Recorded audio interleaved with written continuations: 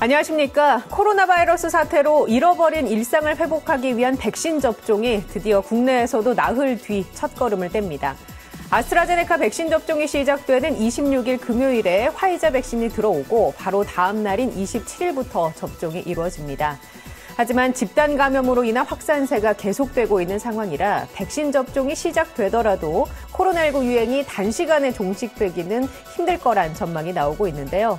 잠시 후 두 분과 함께 코로나19 감염 상황과 백신 접종과 관련된 이슈들 자세하게 이야기 나눠보겠습니다. TBS 특보 코로나19 오늘도 현재까지 들어온 속보 중심으로 살펴봅니다. 먼저 서울시 상황실에 나가 있는 취재기자 연결해서 밤사이 확진자 집계 상황 그리고 주요 대응책들 살펴보죠. 서유선 기자. 네, 서울시 코로나19 대응 상황실에 나와 있습니다. 네, 전국 확진자 집계 상황부터 살펴보죠. 네, 주말의 영향으로 오늘 신규 확진자는 일주일 만에 300명대로 떨어졌습니다. 오늘 0시 기준 국내 코로나19 신규 확진자는 332명, 이 중 국내 발생이 313명, 해외 유입이 19명입니다. 국내 발생 확진자는 여전히 수도권에 집중됐습니다. 수도권이 236명으로 전체 국내 발생 확진자의 약 75%를 차지하는데 경기 지역이 116명으로 가장 많은 확진자를 기록했고 뒤이어 서울이 102명, 인천은 18명에 그쳤습니다. 수도권 이외 지역은 77명으로 100명을 밑돌았습니다. 전날 검사 건수 대비 확진자를 계산한 양성률은 1.86%로 2%대를 기록했던 어제에 비하면 크게 감소했습니다. 국내 코로나19 사망자는 오늘 5명이 추가돼서 누적 1,562명, 국내 평균 치명률은 1.79%입니다. 네, 주말 사이 나온 서울시 주요 집단 감염 현황도 한번 짚어보죠. 네, 경기 지역과 함께 확진자가 집중되고 있는 서울은 주말 사이 100명대 초반의 확진자를 계속 이어갔습니다. 주요 집단 감염별로 보면 먼저 서울 용산구 순천향대병원 관련 확진자는 어제까지 서울에서 167명, 전국으로는 200명을 넘어섰고요. 은평구 요양시설에서도 집단 감염이 발생해서 누적 17명이 확진됐습니다. 이달 초 외국인이 확진된 뒤에 가족과 지인 등으로 집단 감염이 번지면서 많은 확진자가 나온 용산구 지인 모임과 관련해서는 어제까지 80명에 가까운 확진자가 확인됐습니다.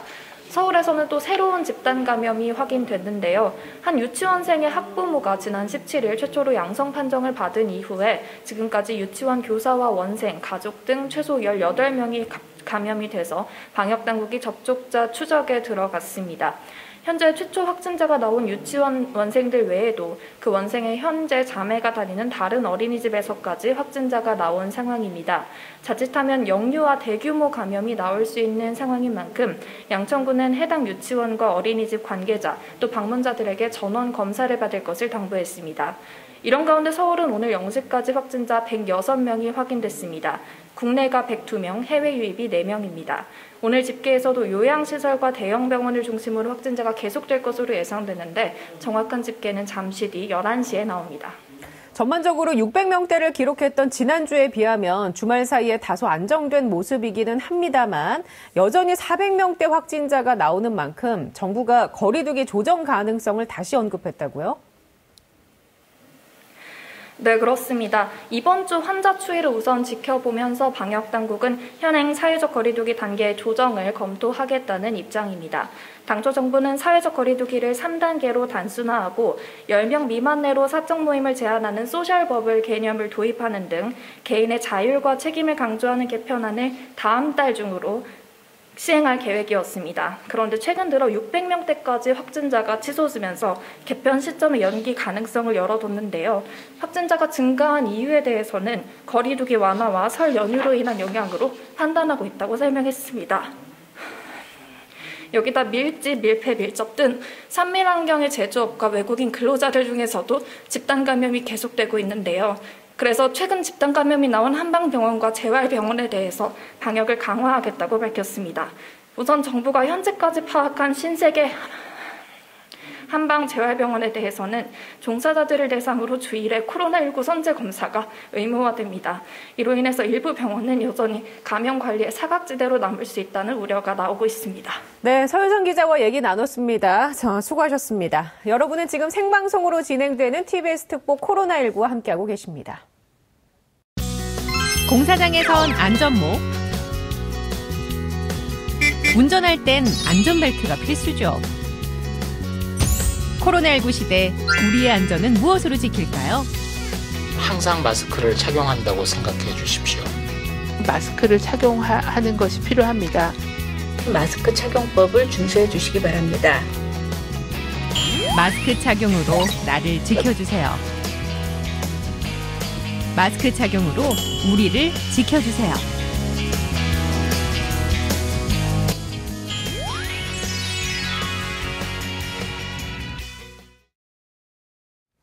네, 계속해서 국내외 코로나19 상황과 이슈 전문가 두 분과 함께 꼼꼼하게 살펴보겠습니다. 서울대우 중앙대 약학대학 교수 그리고 강양구 TBS 과학전문기자와 함께 얘기 나눠봅니다. 두 분 안녕하십니까? 안녕하십니까? 네.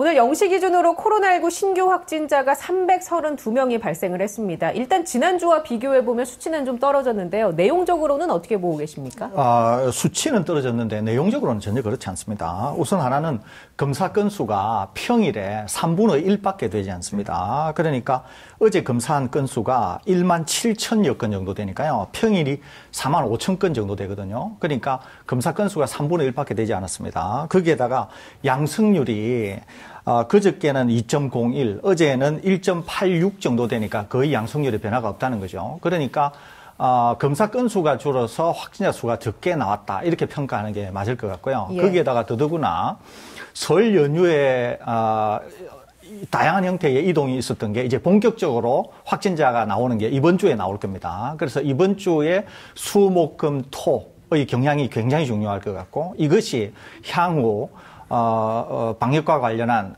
거리두기 예. 완화 기조 내지 개념의 개편 이런 것들에 상당한 영향을 주지 않을까 싶어서 이번 주에 굉장히 주의해서 확진자 발생 양상을 봐야 되지 않을까 생각이 됩니다. 이번 주 수목금토에 대략 예측하시기로는 몇 명 정도 나올 거라고 보시나요? 오늘 이제 300명대가 나왔는데요. 예. 일요일 날에는 400명대가 나왔거든요. 주가 시작될 때에는 거의 500명대가 나왔습니다. 제가 볼 때 이번 주에는 거의 500명대가 나오지 않을까 이렇게 조심스럽게 예상하고 자, 그럼 다른 지표들 한번 살펴볼게요. 감염 재생산 지수 그리고 감염 경로 불분명 환자의 비율 이런 수치 한번 짚어주실까요? 네, 그렇습니다. 지금 설 교수님께서 말씀하신 예측이 충분히 실현이 될 가능성이 높은 게 다른 수치들이 좋지가 않습니다. 예를 들어서 감염 재생산 지수 같은 경우에는 설 연휴 전만 하더라도 0.9였거든요. 그러니까 0.9는 무엇이냐면 감염자 한 명이 0.9명에게 전달을 하기 때문에 100명에 만약에 전달을 한다 그러면 90명으로 숫자들이 줄어들 수 있는 상황을 이야기를 하는 것입니다. 그런데 지금 1.1이거든요. 그러니까 100명의 환자가 있다면 그 다음 주에는 110명으로 늘어날 수 있는 가능성이 있다라는 이야기입니다. 그렇기 때문에 감염 재생산 지수가 0.9에서 1.1로 상승했다라는 것은 설 연휴 전과 비교했을 때 유행 상황이 조금 나빠졌다라는 것들을 숫자로 이야기를 해주는 것이고요. 예. 그리고 또 이제 많이 살펴봐야 될 것이 감염 경로 불분명 환자의 비율인데요. 감염 경로 불분명 환자의 비율도 한참 겨울 유행이 심각할 때는 30%에 육박했던 것이 떨어지긴 했습니다만은 여전히 22.3%로 5명 중에 1명은 감염 경로 불분명입니다. 그러니까 감염 경로가 불분명하면은 확진 환자가 나온다고 하더라도 역학조사에 한계가 있기 때문에 숨은 감염자들을 제대로 찾을 수 없는 상황이 벌어질 수 있거든요. 그러니까 이런 수치들을 놓고 보면은 지금 상황이 그렇게 낙관하기만은 어렵다라고 말씀드릴 수 있을 것 같습니다. 그 감염 경로 불분명 환자의 비율이 대략 어느 정도까지 낮아져야 우리가 조금은 안심을 할 수 있을까요? 그러니까 가장 이상적인 감염 경로 불분명 환자의 비율은 5% 미만입니다. 수치적으로요? 지난 1년간 네. 유행 상황이 가장 좋을 때 감염 경로 불분명 환자의 비율이 5% 미만이었고요. 그리고 역학자들이 그나마 이 정도라면 현상 유지 가능한 수준의 네. 감염 경로 불분명 환자의 비율이라고 생각하는 것이 10% 정도거든요. 그러니까 어떻게 해서든지 간에 10% 미만으로 감염 경로 불분명 환자 비율을 줄여야 예. 되는데 지난 여름 유행 이후로 감염 경로 불분명 환자의 비율이 10% 미만으로 줄어든 적이 거의 없습니다. 알겠습니다. 자, 그러면 교수님, 이런 네. 수치들이요. 감염 재생산 지수도 2를 넘어섰고 감염 경로 불분명 환자의 비율이 22.3%. 이런 지표들이 백신 접종을 코앞에 두고 있는 상황에서 악재로 작용하진 않을까 걱정이 되는데 어떻습니까? 예, 충분히 이제 악재로 작용할 가능성이 있습니다. 왜 그러냐면은 백신이 접종이 되게 될 때는 여러 번 말씀드린 것처럼 가능하면은 확진자 수, 즉 감염자 수를 떨어뜨리면 떨어뜨릴수록 더 좋거든요. 이제 그게 이유가 있는데요. 일단은 백신 접종을 하게 된다. 이러면 사회에 주는 시그널이라고 하는 게 굉장히 강력합니다. 아, 이제 우리도 백신 접종이 되는구나. 이제 뭔가 상당한 변곡점을 맞이하겠구나. 이러면서 긴 이제 코로나19 전국에서 상당한 완화 개념을 사람들이 가질 수가 있어요. 그러게 되면서 이제 이동도 자유로워질 수 있고 마스크나 개인위생 수칙 이런 것들도 좀 등한히하게 될 가능성이 있거든요. 그렇게 되면 어떻게 되냐면은 백신을 접종하신 분들은 접종하신 분들대로 좀 등한해지면서 이제 전파 확산은 줄어듭니다만은 백신을 안 맞으신 분들은 어떻게 되냐면은 그분들이 오히려 이제 코로나로 몰리게 되는 거예요. 어떻게 몰리게 되냐면은 백신을 맞은 분들은 보호 효과가 있으니까 보호가 되겠죠. 1차 접종 때 어느 정도 보호가 되고 2차 접종이 되면 더 보호가 되지 않겠습니까? 근데 이제 안 맞으신 분들은 오히려 전파 가능성이 더 높아지게 되는 거예요. 그러니까 맞은 분들은 보호가 되는데 안 맞은 분들은 이제 다른 분들을 통해서 감염 가능성이 더 커지는 거죠, 이게. 네. 그러니까 이원화가 되는 거예요, 이게. 그렇기 때문에 바이러스 밀도가 굉장히 낮아지게 되면은 안 맞은 분들도 감염 가능성이 낮아지는 거지만 바이러스 밀도가 아주 높은 상태에서 접종이 시작되게 되면은 오히려 안 맞은 분들이 한쪽 코너로 몰리게 되면서 더 당분간은 확산 가능성이 더 커지게 되는 것이거든요. 지금 얘기해 주신 상황이 이스라엘 상황과 유사하다고도 볼 수 있습니까? 그렇습니다. 그렇기 때문에 우리가 할 수만 있다고 하면 100명대나 이렇게 떨어뜨려서 백신 접종이 돼야 되는데 지금 이제 당장 상황이 그렇지가 않으니까 지금의 지표로 보건대는 당국이 백신 접종을 이제 한 나흘 앞두고 있는데 이런 상황에서라도 계속적으로 확진자 수는 떨어뜨리는 게 더 중요하다. 이렇게 볼 수 있겠습니다. 그리고 백신을 1차 접종을 했다고 해서 코로나19 감염으로부터 100% 안전하다고는 또 볼 수 없는 거죠? 그렇습니다. 1차 접종뿐만 아니라 2차 접종도 마찬가지예요. 백신이 어떤 백신이든지 원래 백신 개념은 감염을 차단하는 게 아니라 감염이 차단되었을 때 중증으로 빠지는 것을 막는 것이거든요. 그런데 이제 백신의 효과가 높으면 높을수록 실제로 감염을 차단하는 것처럼 보이지만 실제적으로는 아주 소수이기는 하지만 여전히 감염 사례는 나오는 것이거든요. 그러니까 화이자 같은 경우에도 또 모더나 같은 경우에도 2차 접종을 다 마쳤는데도 한 보호 효과가 95% 언저리지 않습니까? 그러니까 5% 정도는 여전히 감염이 된다는 거거든요.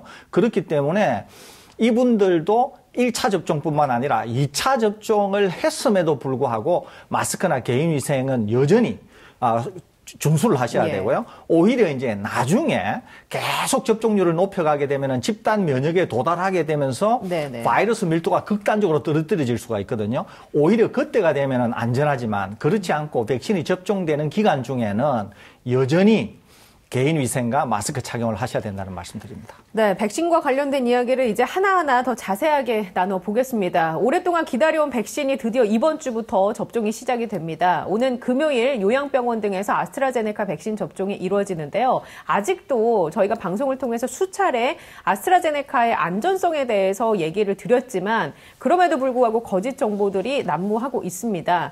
안전성 문제는 우리가 걱정하지 않아도 되는 거죠? 네, 그렇습니다. 전혀 걱정할 필요가 없습니다. 왜냐하면은 지금 아스트라제네카 백신이 65세 이상에게 접종이 보류가 되었는데 이게 보류가 된 이유는 아마 이제 이 방송을 애청하실 시청자분들은 이제 머릿속에 확실하게 좀 알고 계시는 정보라고 생각이 되는데요. 그것은 데이터가 일부 효과와 관련된 데이터가 일부 부족하기 때문에 보류를 한 것이지 안전성과 관련해서는 전혀 이슈가 되는 것이 아닙니다. 예를 들어서 안전성과 관련된 이슈만 놓고 보면은 제가 금요일 날에도 한번 강조를 해드렸었는데요. 영국 같은 경우에는 12월 7일부터 화이자 백신 그리고 1월 4일부터는 아스트라제네카 백신을 접종을 했고요. 또 접종한 당사자들이 65세 이상 고령자들이 포함된 분들을 대상으로 먼저 접종을 시작했습니다. 그래서 지금 1,000만 명 이상이 접종을 했다라고 말씀을 드렸잖아요. 근데 이 1,000만 명 이상 화이자 백신과 아스트라제네카 백신을 접종한 다음에 도대체 어떤 부작용들이 나왔는지를 영국 방역 당국이 조사를 해본 거예요. 그랬더니 부작용 사례만 놓고 보면 특히 중증이라고 불릴 법한 부작용 사례만 놓고 보면 오히려 아스트라제네카 백신이 화이자 백신보다 덜합니다. 자, 그렇기 때문에 안전성 부작용만 놓고 보면 화이자 백신보다는 아스트라제네카 백신이 오히려 더 권장할 만하다라고 하는 그 내용이기 때문에 안전성 이슈는 전혀 아니다라는 거 다시 한번 강조해드리고 싶습니다. 자, 그럼에도 불구하고 최근에 SNS를 중심으로 가짜 뉴스들이 번지고 있어서 저희가 팩트 체크를 몇 개 해보도록 하겠습니다. 일단 첫 번째 팩트 체크할 부분은 고령자에게 식염수가 들어간 물 백신을 접종한다. 이 부분은 어떻습니까? 이거는 뭐 전혀 이제 틀린 이야기인데요. 아마 지금 이제 방송에 이 화면이 나갈 것 같은데요. 이제 안전성에 대한 것, 그다음에 효과에 대한 것, 뭐 이런 것들이 이제 다 아마 나갈 겁니다. 나갈 건데 우선 하나는 백신 안전성에부터 다시 한 번씩 자료 화면을 보면서 제가 좀 설명을 드리겠습니다. 백신을 맞은 그룹과 백신을 안 맞은 그룹에 대해서 이제 중증 또는 경증에 대한 것을 비교를 했는데요. 여기에 비교에 의하면은 아스트라제네카는 백신을 맞은 그룹하고 백신을 맞지 않은 그룹하고 전혀 차이가 없습니다. 그러니까 뭐 백신을 맞았든 백신을 안 맞았든 접종 대상자들이 느끼는 그런 어떤 부작용은 전혀 없다는 거죠. 또 하나는 중증 반응이라고 볼 수 있는 급성 알레르기 반응, 이 아나필락시스라고 하는데, 아나필락시스와 관련해서 화이자와 아스트라제네카를 영국 보건당국이 조사를 한 게 있습니다. 방금 강 기자님이 좀 설명을 하셨는데, 그 중에 화이자가 아스트라제네카보다 약 2배 정도 높습니다. 그런데 중요한 것은 뭐냐면은 화이자 같은 경우에는 원래 임상을 할 때 알레르기 병력이 있는 분들을 포함하지를 않았어요. 알레르기 반응이 있을 것으로 예상을 했던 것 같아요. 그래서 포함하지 않았습니다. 그래서 지금 화이자 같은 경우에는 강력한 알레르기 병력이 있는 사람한테는 이 백신을 접종하고 있지 않습니다. 나중에 다시 한번 설명을 드릴 텐데, 화이자 백신을 접종하기 전에 미리 의사 선생님하고 상담을 할 때 그때 아마 매우 중요한 질문이 될 것 중에 하나가 뭐냐면, 강력한 알레르기 병력이 있나 없나 하는 것을 아마 질문을 할 거예요. 있다고 하시는 분들은 화이자 백신을 못 맞을 가능성이 있습니다. 그렇기 때문에 화이자 백신은 다소 알레르기를 일으키는 성향이 강한데 아스트라제네카는 전혀 그런 성향이 없습니다. 이 수도 아주 낮습니다. 그러니까 아나필락시스 같은 걸 일으키는 비율이 아주 낮은 거죠. 제일 이제 문제가 되고 있는 게 효과, 즉 보호 효과인데요. 보호 효과는 화이자, 모더나, 아스트라제네카를 비교를 하면 2차 접종을 다 마쳤을 때, 2차 접종을 다 마쳤을 때 화이자가 95%라고 알려져 있고 모더나는 94.1%로 알려져 있습니다. 아스트라제네카는 82.4%로 알려져 있어요. 그러니까 다소 차이는 있습니다만은 아스트라제네카 백신이 전혀 물 백신이다. 이렇게 얘기할 수는 없는 거죠. 82.4%의 보호 효과가 있으니까. 이거는 2차 접종을 마쳤을 때입니다. 그런데 중요한 거는 뭐냐면 1차 접종을 마쳤을 때는 또 상황이 완전히 달라요. 1차 접종만 하지 않습니까? 그러면은 화이자인 경우에는 이스라엘의 데이터를 보면은 33%에서 50% 정도의 보호 효과가 있어요. 화이자는 1차 접종만 하게 될 경우에는 33에서 50%. 그런데 아스트라제네카는 1차 접종만 하게 될 경우에는 오히려 76%의 보호 효과가 있어요. 그러니까 정리해서 얘기한다고 하면 화이자는 1차 접종만 하게 되면 33에서 50%, 3주 후에 2차 접종을 마치고 나서 2주가 지나게 되면은 95%의 보호 효과. 아스트라제네카는 1차 접종 한 번만 하게 되면은 76%. 4에서 12주 후에 2차 접종을 하게 되면은 82.4%로 뛰어오르면서 보호 효과가 유지가 되니까 그런 점에서 본다고 하면 아스트라제네카가 안전성, 효과 이런 점에서 상당히 화이자에는 미치지 못합니다만은 상당히 필적한다 이렇게 볼 수 있거든요. 그러니까 지금 아스트라제네카 백신이 부작용이 심각하다거나 아스트라제네카 백신이 물 백신이라거나 이런 거는 완전히 다 가짜뉴스다. 이렇게 볼 수 있겠습니다. 그 조금 전에 해주신 얘기 중에 화이자 접종 전에 예진을 해서 강력한 알러지 반응이 있었던 분들은 화이자를 못 맞을 가능성이 있다고 얘기해 주셨잖아요. 그럼 이런 분들은 다른 백신을 맞을 수 있는 겁니까? 네, 그런 분들 같은 경우에는 아스트라제네카 백신이나 이후에 나오는 노바백스 백신이 유효한 옵션이 될 가능성이 있고요. 그 설 교수님 그 말씀에 하나만 덧붙이면은 이 아스트라제네카 백신이 화이자 백신이나 모더나 백신과 비교했을 때 한 번 맞았을 때 상당히 높은 수준의 보호 효과가 오래 오랫동안 지속되기 때문에 오히려 그 점에 있어서는 장점이 될 수도 있다라고 말씀을 드렸잖아요. 제가 이제 몇 차례 상기를 시켜드렸습니다만은 그렇게 된 사정이 있습니다. 아스트라제네카 백신도 원래 최초의 계획이 될 때는 그 얀센 백신처럼 한 번 접종으로 계획이 되었었어요. 그래서 한 번 접종을 해도 충분히 보호 효과가 기대되는 것이었는데 임상시험 과정에서 일부 사람들에게 2번 맞춰봤더니 효과가 더 좋았던 거예요. 그래서 3상 임상시험은 최종적으로 2번으로 계획이 돼서 진행이 되었고 마지막에는 이제 1차 접종, 2차 접종 2번 접종을 하도록 되어 있습니다. 그런데 이제 일부 사람들 같은 경우, 일부 전문가들 같은 경우에는 아스트라제네카 백신이 원래 한 번 접종으로 계획이 되었었고 막상 뚜껑을 열어보니까 2차 접종을 굳이 하지 않아도 한 번 접종을 하더라도 상당 효과가 70% 이상으로 좋다라는 것 때문에 거기에 방점을 찍어서 아예 이런 식으로 해보자. 지금 백신 수급에 상당히 문제가 겪고 있잖아요. 그래서 아스트라제네카 백신을 1차 접종으로 많이 접종을 한 다음에 나중에 시간이 지나고 나서 백신 수급에 좀 여유가 있을 때 아스트라제네카 백신을 2차 접종을 하든지 아니면 얀센 백신이나 혹은 러시아 백신이나 혹은 화이자 모더나 백신으로 2차 접종을 하자라는 식으로 다시 제안을 한 다음에 옥스퍼드 대학교에서 그런 식의 임상시험을 새롭게 지금 진행하고 있는 상황도 있거든요. 그렇기 때문에 일부에서 이야기하는 것처럼 아스트라제네카 백신이 다른 백신에 비해서 효과가 없다라고 하는 것은 전혀 근거가 없는 가짜뉴스라는 거 다시 한번 말씀드리고 싶습니다. 하나 더 아주 중요한 지점이 있는데요. 그게 뭐냐면은 일본도 우리와 거의 비슷한 시기에 백신 접종에 돌입하게 됩니다. 그런데 일본은 어떤 백신을 접종하느냐 하면 화이자 백신을 접종을 하게 돼요. 그런데 우리가 여러 차례 말씀드렸습니다만은 화이자 백신은 대량 생산과 수급이 어렵기 때문에 일본 정부가 고민에 빠졌습니다.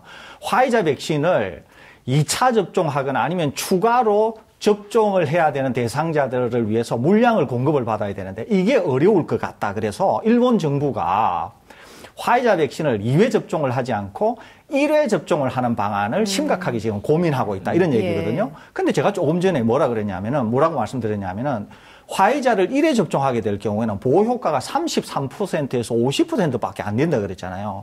그러니까 일본은 우리보다 사정이 나쁘고 올림픽을 앞두고 있기 때문에 통제를 제대로 해야 되는데 화이자 백신이 공급이 잘 안 되는 상황에다가 1회 접종을 하게 되면 33에서 50%밖에 보호 효과가 없고 2회 접종은 1회 접종으로부터 3주밖에 시간이 없기 때문에 아주 스케줄도 타이트하단 말이죠. 그래서 아마 일본 정부는 상당한 고민에 휩싸일 것으로 생각이 되는데 그 이유가 화이자 백신밖에 확보를 못한 것이 지금의 이런 어려운 난맥상을 초래하는 게 아닌가 이렇게 생각이 됩니다. 그 집단 면역을 이루기 힘들 수도 있겠군요. 일본 같은 경우에는 지금 상황대로라면. 예, 당장은 어려울 것 같고요. 당장은 화이자 백신만을 접종해야 되기 때문에 아마 백신 접종과 관련해서 당분간 초기에는 상당한 혼란이 불가피할 것으로 생각이 됩니다. 그래서 이제 이 국면에서 좀 의미심장한 뉴스가 하나 나왔더라고요. 그러니까 일본 제약사에서 아스트라제네카 백신 위탁 생산 수주를 했습니다. 아, 그래요? 예, 그러니까 아스트라제네카 백신을 이제 우리나라 SK 바이오사이언스처럼 일본 제약사에서도 일본 국내에서 이제 위탁 생산을 하는데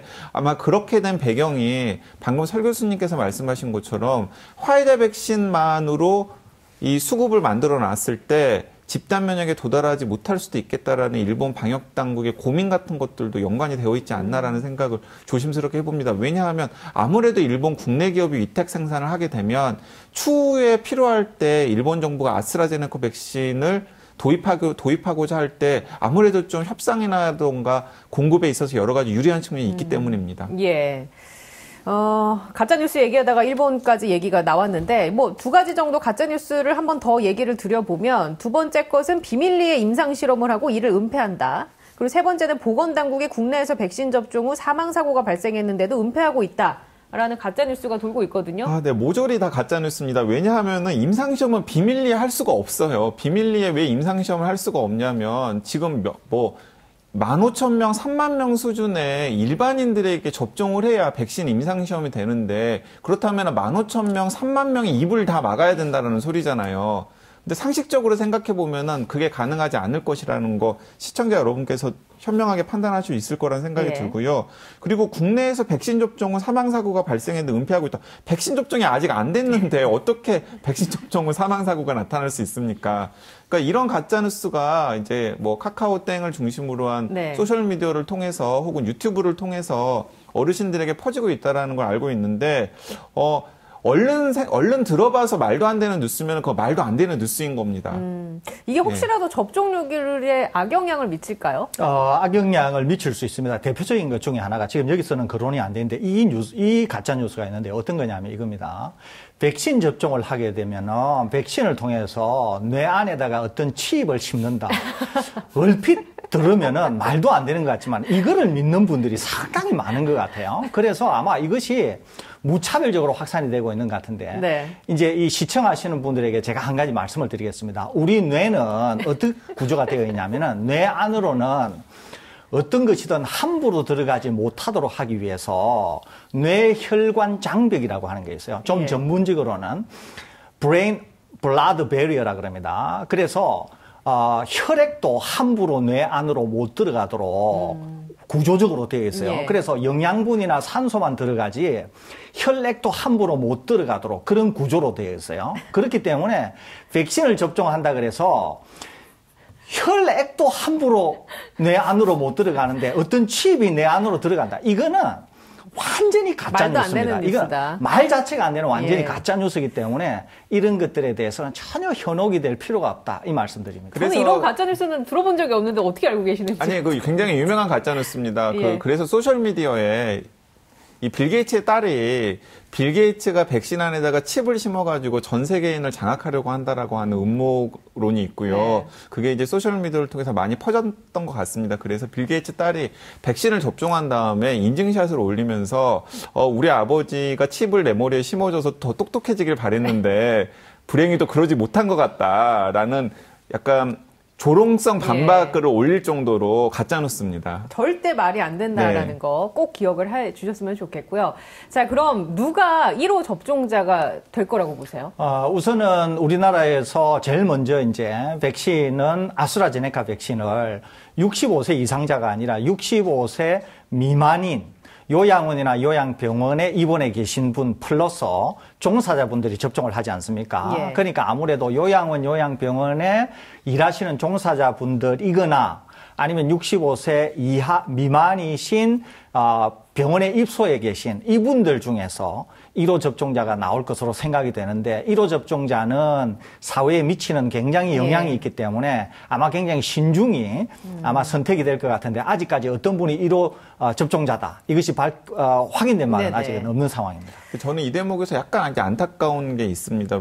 왜 안타까운 게 있냐면 이제 미국의 조 바이든 대통령 같은 경우에는 12월 22일 날 당선인 신분일 때 조 바이든 대통령과 그리고 자신의 부인 그리고 또 낸시 펠로시 하원 의장 그리고 또 당시 마이크 펜스 부통령과 함께 백신 접종을 하는 것을 이제 공개적으로 백신 예. 접종을 하고 생방송을 했었거든요.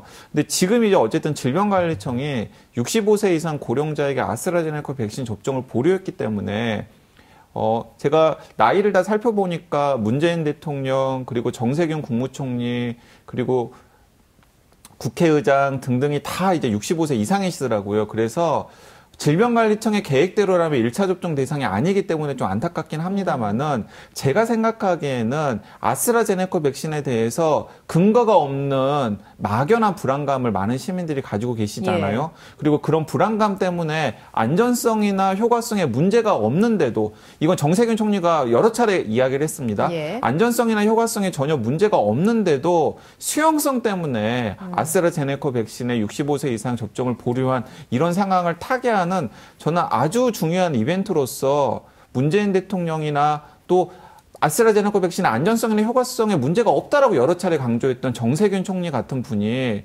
공개적으로 뭐 26일이나 혹은 가까운 시일 내에 공개 접종을 맞는 이벤트 같은 걸 하는 게 저는 굉장히 의미 있는 일이라고 생각합니다. 두 가지 점에서 의미가 있는데요. 하나는 그런 분들이 접종을 먼저 시작함으로써 아스트라제네카 백신을 둘러싼 안전성이나 효과성에 대한 여러 가지 게 다 가짜뉴스거나 혹은 근거가 없는 거구나라는 것들을 특히 65세 이상의 어르신들에게 이 메시지를 전할 수가 있고 또 다른 하나는 그분들이 지금 우리나라에서 가장 중요한 직책을 맡고 계신 분들 아닙니까? 그렇기 때문에 코로나 바이러스부터 가장 보호받아야 될 분들이기도 합니다.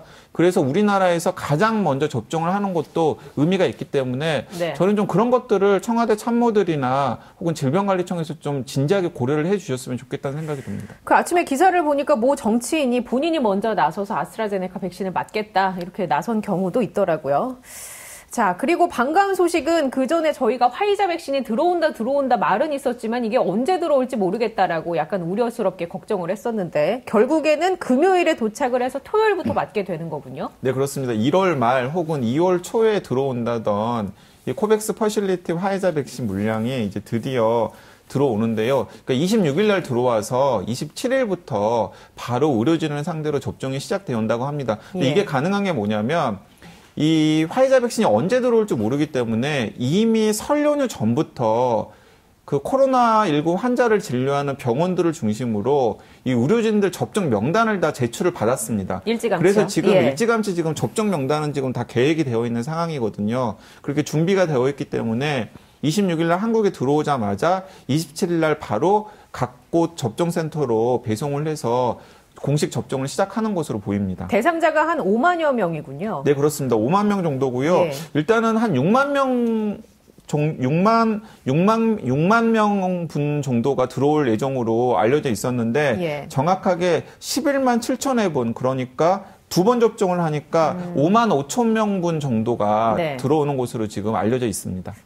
양으로 봤을 때는 전혀 충분해 보이지는 않습니다. 전혀 충분해 보이지 않습니다. 진짜 딱 그 의료진 5만 명에게 접종할 정도의 분량만 들어오는 것입니다. 그 화이자 백신을 위한 주사기가 또 나와서 화제가 됐던데 쥐어짜는 주사기요. 이게 용량 차이를 크게 뭐랄까요 아껴서 쓸 수 있는 그런 기회를 주는 건가요? 아주 좋은 주사기인데요. 이게 이제 최소 잔량 주사기라고 하는 건데요. 국내 이제 기술력으로 개발돼서 국내에서는 있습니다. 보통 주사기는 주사 바늘이 달려 있고 주사기의 몸체와 연결되는 부분에 약간의 공간이 있습니다. 약간의 공간, 사실은. 그래서 이제 거기에 이 데드 볼륨이라 그러는데 실제로 사용은 안 되지만은 적지 않은 양이 거기에 들어가 있는 거죠. 그런데 최소 잔량 주사기는 쉽게 이해하시면 어떻게 되냐면은 아예 주사기 몸체에 방금 말씀드린 그 부분이 아니고 그냥 주사기가 그대로, 주사 바늘이 그대로 있다고 생각하시면 돼요. 그러니까 주사 바늘이 그대로 있고 주사기 몸체가 있다고 생각하시면 거기에는 소위 말해서 데드 볼륨, 즉 죽은 용액이 거기에 없다는 거죠. 그래서 아주 잔량만, 최소 잔량만 거기에 남게 된다는 거죠. 이게 얼마 정도 되느냐 하면은 아스트라제네카 백신을 한 병이면은 방금 거기에 이제 없어지는 것들 때문에 5명밖에 접종을 못하게 되는데 이 최소 잔량 주사기를 이용하게 될 경우에는 그 부분을 아껴서 1명분을 더 한다는 거죠. 그래서 적어도 20% 정도는 수급에 더 수급을 받은 효과가 있습니다. 숨통을 트이게 하는군요. 그렇습니다. 그러니까 이제 쉽게 말씀드리면은 100명분을 한 120명분한테 접종할 수 있는 양이 생긴다. 이렇게 되는 거죠. 그러니까 이 주사기는 굉장히 이제, 상당히 기술적으로 좋은 주사기다. 이렇게 볼 수 있어요. 일본이 계산을 잘 못해가지고 자기네들이 원하는 만큼이라고 생각을 해서 화이자 백신을 수급을 받았는데 주사기 문제로 인해서 오히려 그만큼 접종을 못하게 된 일이 벌어졌습니다. 그래서 이제 급급 전 세계 어디에서 그런 주사기를 만드나 확인해 보니까 우리나라에서 만든다고 하는 게 확인이 되어 가지고 우리나라에 거의 1억 명분을 접종할 수 있는 주사기를 긴급 수입해 가는 일이 벌어졌거든요. 그러니까 국내에는 아마 이 주사기를 사용해서 백신 접종을 할 거기 때문에 마지막 한 방울까지 다 아껴서 백신을 접종하는 그런 아주 일이 우리나라에서는 일어날 것 같습니다. 그 주사기가 우리나라 제품이라고 하니까 또 자랑스럽네요. 미국으로 수출이 된다고도 하고. 그런데 한 가지 변수가 생긴 게 의사협회에서 이제 의사들의 도움이 이제 필요한 상황이 점점 닥쳐오고 있는데 의사협회에서 중범죄를 저지른 의사의 면허를 취소하는 법안과 관련해서 총파업을 불사하겠다면서 백신 접종에 장애가 생길 수 있다 이런 엄포를 내놨습니다. 일단 그 의료법 개정안의 내용이 어떤 건지 간략하게 짚어주실까요? 네, 일단은 시청자분들께서는 좀 황당하실 거예요. 어떤 점이 황당하실 거냐면 지금 의료법 개정안의 내용이 무엇이냐면 금고 이상의 형이 확정되거나 혹은 형 집행 5년 이내의 형 집행이 진행이 되었을 때 의사 면허를 취소하는 게 아니라 그 기간 동안에 의사 면허를 정지시키겠다라는 게 의료법 개정안의 내용이거든요. 그러니까 이게 이제 왜 이런 얘기가 나오냐면 예를 들어서 성폭력 범죄를 저지르거나 혹은 살인이라던가 아니면은 중요한 폭행이라던가 이런 범죄를 저질렀을 때 상식적으로 생각하면 그런 범죄를 저지른 의사의 의사면허는 당연히 취소되는 것처럼 생각이 되잖아요.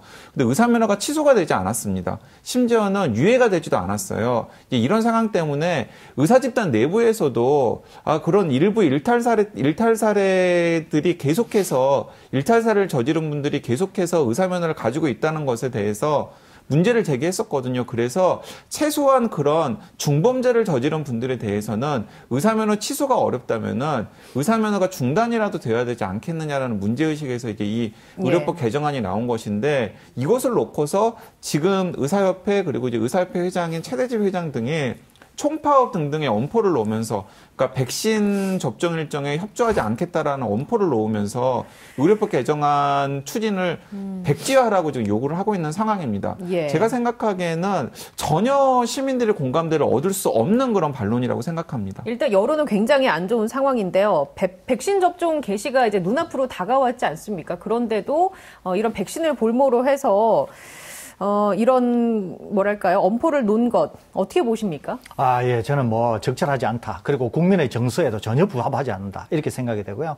또 백신 접종이라고 하는 것은 지금 우리나라 경제, 소상공인 이런 분들을 고려할 때 전혀 굉장히 중요한 시기에 있다는 거죠. 이 상황에서 지금 의협이 이렇게 백신 접종에 대해서 태도를 취한다고 하는 것은 전혀 적절하지 않기 때문에 기본적으로 말도 굉장히 가려서 해야 되고 신중해야 될 것 같고 또 국민의 정서에 맞지 않는다고 하는 점에서 볼 때도 의협 내부에서조차도 상당한 지지를 받기는 어렵지 않겠나 이렇게 생각이 되고 이런 혹시 생각을 갖고 있다고 하면 적극적으로 철회하고 오히려 방역 당국에 협조하면서 국민의 정서에 부합되는 그런 어떤 행동을 보여야 되지 않을까 이렇게 생각이 됩니다. 더구나 더 문제가 되는 게 이제 이런 흐름을 주도하는 게 아까 제가 언급했던 지금 의사협회 회장인 최대집 회장인데요. 최대집 회장이 이제 최근에 공공연하게 지금 의협회장 임기가 끝나가거든요. 그래서 의협회장 임기가 끝나고 나면은 현실 정치권으로 나가겠다라고 이야기를 하고 있습니다. 그러니까 대충 어떤 정치적인 포지션을 가질지 예상이 되지 않습니까? 그러니까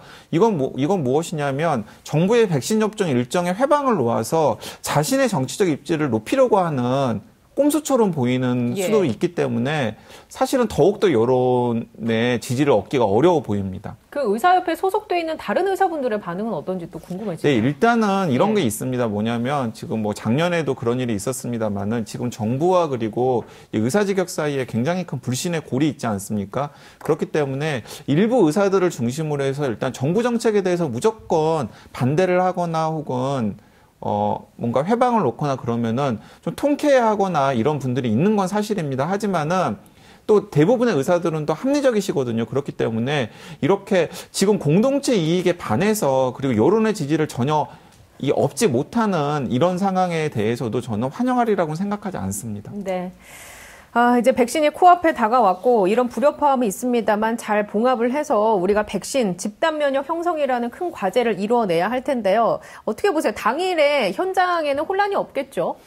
아마 화이자 백신도 준비가 잘 되어 있고 아스트라제네카도 나름대로 준비가 잘 되어 있으니까 크게 혼란은 없을 것 같은데 제가 꼭 한 가지 당부드리고 싶은 것은 뭐냐면은 예진을 할 때 굉장히 중요한 질문들이 몇 가지 있습니다. 꼭 명심하시기 바랍니다. 하나는 본인이 알레르기 병력이 있는 분들은 꼭 말씀하셔야 돼요. 두 번째는 그게 지금 어떤 종류에 상관없이 다 그렇습니다. 그러면 의사분이 판단할 겁니다. 두 번째는 지금 혹시 지병이 있으면은 기저질환에 대해서 반드시 말씀하셔야 됩니다. 세 번째는 혹시 복용 중인 약이 있는지에 대해서도 말씀하셔야 됩니다. 네 번째는 지금의 컨디션 평소와는 달리 내 컨디션이 어떤가, 좋다, 안 좋다, 열이 좀 난다, 이런 평소의 컨디션에 대해서도 꼭 말씀을 하셔야 됩니다. 그런 다음에 접종을 하고 나서 15분에서 30분간은 그 장소에 반드시 머무르셔야 돼요. 동시에 접종을 하고 나서 그 날은 평소와 다른 행위를 하시면 안 됩니다. 가령 평소에는 운동을 안 하는데 백신을 접종하고 나서 운동을 한다든지